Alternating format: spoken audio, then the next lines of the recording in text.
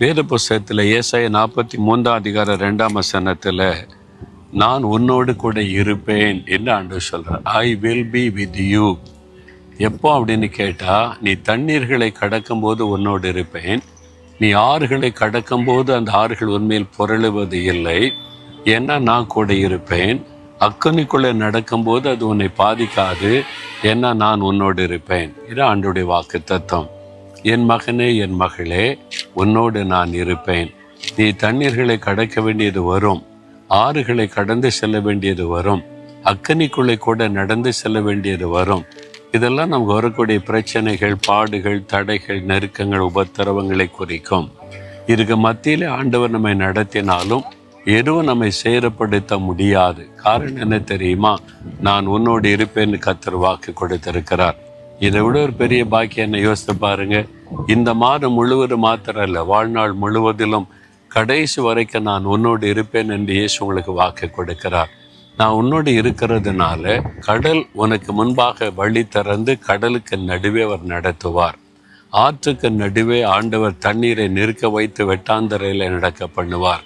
அக்கினிச்சூளை சூடாக்கப்பட்டாலும் Shadrach, Meshach, ஆபேத்நேகோவை பாதுகாத்த ஆண்டவர் கூட இருந்து தப்புவிப்பார். ஒன்றும் உங்களை சேரப்படுத்தாது. ஆண்டவரே, நீர் என் கூட இருப்பேன், நீ வாக்கு கொடுத்துருக்கேன், அது எனக்கு போதும்.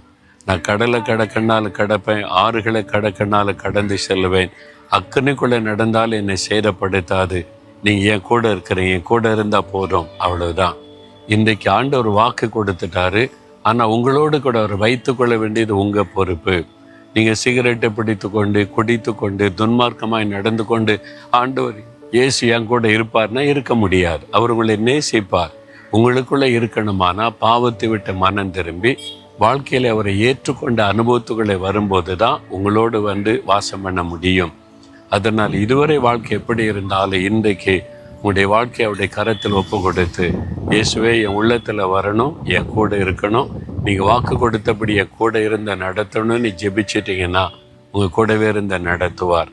அதுக்காகத்தான் சிலுவையில் ரத்தம் சிந்தி மறித்து 3வது நாள் உயிரோடு கூட எழும்பி நான் உலகத்தின் முடிவு பரியந்தம் சகல நாட்களிலும் கூட இருப்பேன்னு சொல்லி இருக்கிறார். அவரை சொந்தமாக்கி கொள்றீங்களா? ஆண்டவரை பார்த்து சொல்லுங்க, கண்களை மூடி, இயேசுவே நீர் என் உள்ளத்தில் வரணும், என்னோடு இருக்கணும், என் கூட தங்கி இருக்கணும், நான் உன்னோடு இருப்பேன், நீ வாக்கு கொடுத்தீங்க, நான் விசுவாசிக்கிறேன்.